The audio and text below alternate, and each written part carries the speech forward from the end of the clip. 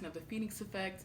Thank you guys for joining me today as we talk about the 5 keys, do's, and don'ts of media relations within public relations. Now, we do have a master class. So after you watch this video, or even if you don't want to watch this video and you're like, I'm a pro, I'm going to go on to the master class, please take your time and do that. It's a 4-part series dedicated just for you with loads of information and examples and templates for you to get your PR on, okay? Now, on to this hopefully quick, 5 do's and keys for media relation. So, my company, The Phoenix Effect, we mold people to be powerful, and we do that with media placement, communications training, and brand positioning.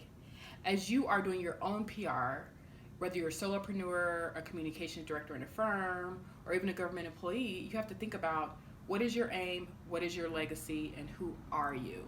I know who I am. Do you know who you are as it pertains to what you want to do for the public?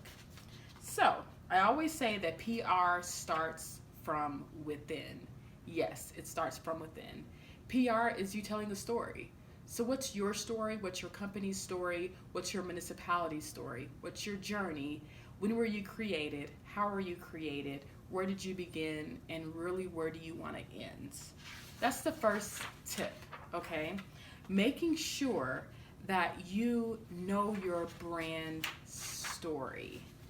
Because let's face it, the media, they get a lot of information all the time. We get bombarded with press releases and press kits and just sometimes raggedy emails that try to explain why we should do a story or write an article about something that they think is important.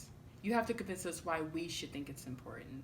And the only way to truly do that from human to human is for a person to connect empathically to the emotions of your story, your journey, and what all of this is all about. What differentiates you from the competition? Let's say you are a doctor and you want to be featured on Dr. Oz. Well, why should Dr. Oz feature you over the other tens of thousands of doctors that are in America? What have you done that's different to where you should be someone that the public would want to hear from and listen to? What makes you a subject matter expert? So again, the number one tip is to figure out what's your brand story, period.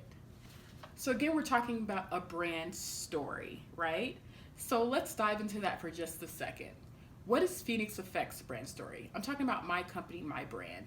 I tap that into my own personality. Now, let's be honest, everyone is not as individualistic as they think they are, but you should really pull out the things that really makes you an individual or makes your company an individual from all the other companies that are out there and work off of that. So let's look at the landscape of Phoenix Effect. No matter who I come across, and that's including dignitary, old presidents, old president wives, humanitarians, leaders, speakers, athletes, entertainers, doesn't matter who it is, if I know I'm going to be in their presence, I make sure that I prepare a gift for them specifically. So for me, my love language in real life is gift giving. I know nothing better to do than to buy somebody something that they really don't need, but once they have it, they're like, oh, this is great. So for me, I want to give, right? So anytime I come across someone that I know I'm going to be in the face of, who is someone of importance that I would like to work with one day, I leave them with something that they will always remember me and my company by. So one thing that I've left recently were gratitude rings. I get things custom made all the time, and I went out and but got actually manufactured custom gratitude rings with my company's information embroidered on the inside to let people know that, hey, whatever you're going through in life, have gratitude. We're all going somewhere where we don't know, but we're all heading somewhere, and it's all about the journey. So have gratitude wherever you go. And I've been giving these out everywhere. Now I have a pendant necklace with my logo and other things, a gold feather, literal gold feather that I give my clients who are assigned to my firm. But to the public, I try to make sure that my company is differentiated by the customer experience. There are not many companies who are making custom jewelry or custom things for their clients. And if you need help with your customer experience, don't be afraid to reach out to me. phx@phoenixeffect.com. I'll hook you up. I'll let you know how to do it. So that's what differentiates me from other PR firms. One of the main things that sets me apart from those other firms and communication firms that are out there. What sets you apart? And have you really thought about that? And have you thought about your story and your legacy? Number 2, what is the action item? So let's say you do all the right things. You have gotten a little press. You're featured in your local, the Bongo Daily or whatever you're being featured in. What's the call to action? I hate to say this, but it's very true. Humans need you to tell them what to do. So tell them what to do. What's the action item? Should they go on your website and buy your products? Should they go to Amazon and buy your book? Should they go to YouTube and listen to your next videos? What should they do? Tell them what to do. The worst thing to do is to get on TV, be featured on a podcast, be on a radio show, and have nothing that you yourself can benefit from that connection. Make sure that people know where to find you and how to even communicate with you in the future if they want to feature you on something else. So let's say you don't have a book or you don't have a product to sell. Let them know where they can find you. Point people in the direction in which they should go. That's the lesson of number 2. Number 3, media is always looking for something smart, sophisticated, funny, and emotional. Make sure that your story falls in line of something that can change the trajectory of the news cycle. So we all know that politics, money, and sports tend to run our news cycles all the time. What's the difference in your story from any other story?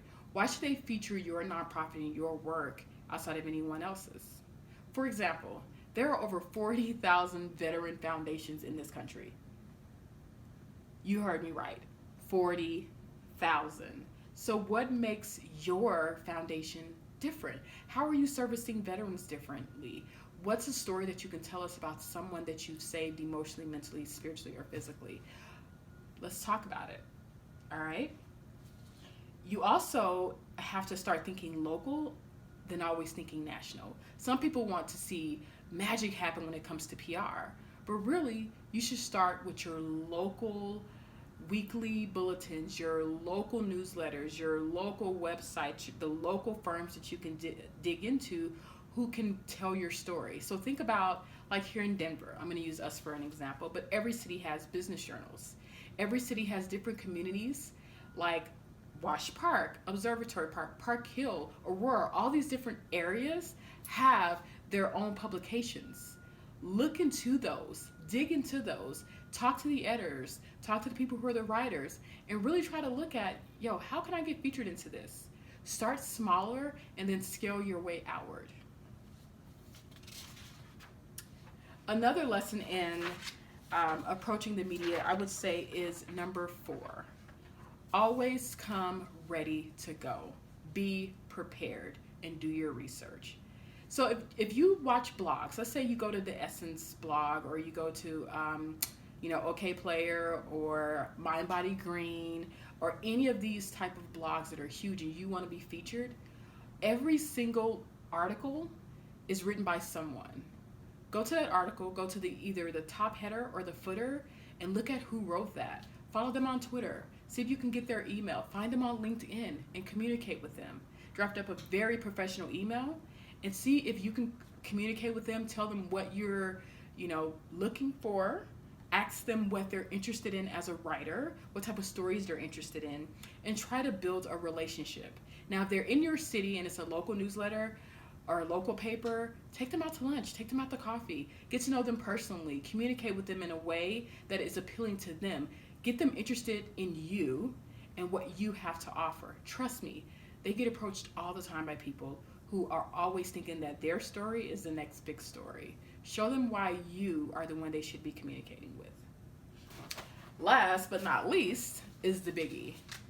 The 5th tip is email and corresponding and communication with media. Do not try to overdo everything.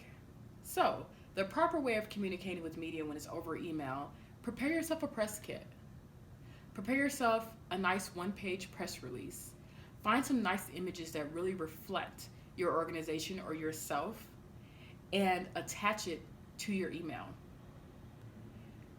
Create an email where you copy and paste the information into the body of the email, and also create it into a PDF and put it in the email, like in a standard press release format. That is very important. Do not send one paragraph not explaining who, what, when, where, why, and how for someone. If you have an event coming up and you want media to be there, make sure you include every single thing you can about that event in one single email without a crazy amount of text, but enough to where they have fewer correspondences back to you to have to ask you more questions. They need to know the who, what, when, where, why, and how, so that they can then send it to their producers or send it to the people that they work with and have someone at your event in 2 weeks or a month or whenever it is. You want to make everything simple as possible for the media and make it easier for them to do their job and for them to want to work with you. And if you are someone who want to be on podcasts and things like that, once you have secured a spot and they really want to work with you, offer to come up with the questions that they can ask you. Offer to be a part of assisting in molding the story and creating the intention around what's going to happen with the particular story. Do not do any blanket media submissions. Make sure you make everything personable to every media outlet that you submit to. Hi, John. Hi, Sandy. Hi, Jessica. Make sure that you are making it personable to them. They love that. Make sure that you are telling the story and you're being very specific. So don't generalize things. Be very clear. If you are a housing association, for instance, and you want to get across new statistics about the housing crisis and homelessness, put statistics in there. Make sure you have images, graphs, tables. Again, simplify it for them. Treat the media as well as if they are your audience. Make the story easy for them to tell.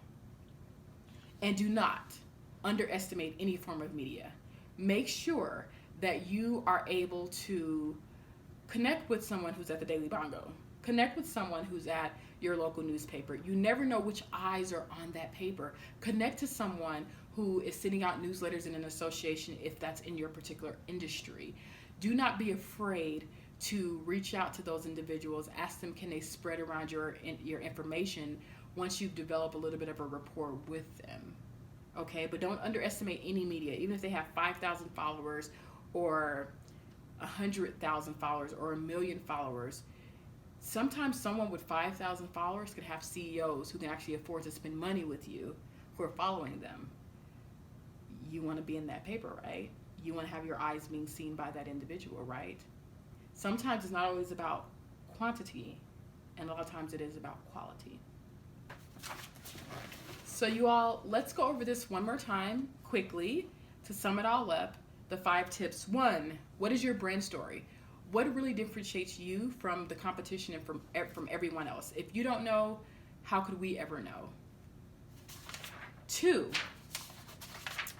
what's the action item? Like, okay, you got some media now. What should we do? Where do we buy? Where do we find you? What do you want us to do?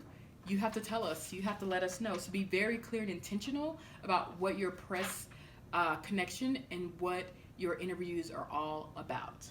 And 3, make sure that what you're approaching the media with is smart, funny, sophisticated, compelling, extraordinary, and it's a story that stands above the rest. Is it a feature or is it news?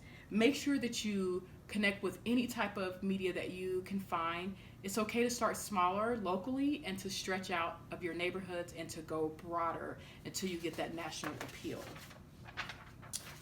Number 4, when you're dealing with the media, always bring something and make sure you have something handy. Make sure you have the right press kit or a good gift or a state-of-the-art cool business card or something that will really set you apart to where people can remember you when they walk away from you.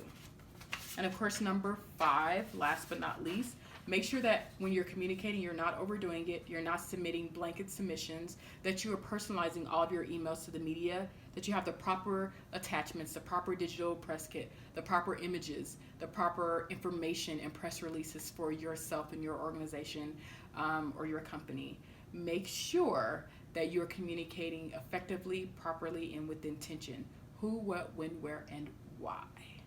All right? Again, thank you guys so much for joining me. Again, I'm Phoenix Jackson from The Phoenix Effect. We are a 14-year-old communication strategy and PR firm. We've worked with everyone from celebrities to mom and pop shops, and we continue to make global impact with the work that we do. I am your PR expert, and yes, we do have a master course that dives deeper into PR and could really give you some practical steps and tips to take things to the next level for your company. Again, it's a 4-part series. It's really great. I think it's pretty kick-ass. I think it's great. It comes with different sheets and things you can put offline, different samples and examples and all types of stuff that you can use to really guide your company and guide yourself, if you're a solopreneur, into that area where you can become a subject matter expert on whatever topic or whatever brand or whatever product or service you're trying to get out to the public. Again, thank you so much. I appreciate your time. I'm open to feedback. Let me know what you think about this. And again, that PR Masterclass is at yourprexpert.com, or just email at info@phoenixeffect.com. If you're a nonprofit, let me know, and I will give you a 50% off for the courses and the extended courses, which the extended course comes with a one-on-one session where I deconstruct your brand and deconstruct your story, your website, your everything, so that we can properly align you to where the media will want to connect with you and work with you. Again, thank you so much, and I look forward to you all taking my masterclass. I'll talk to you soon. Bye.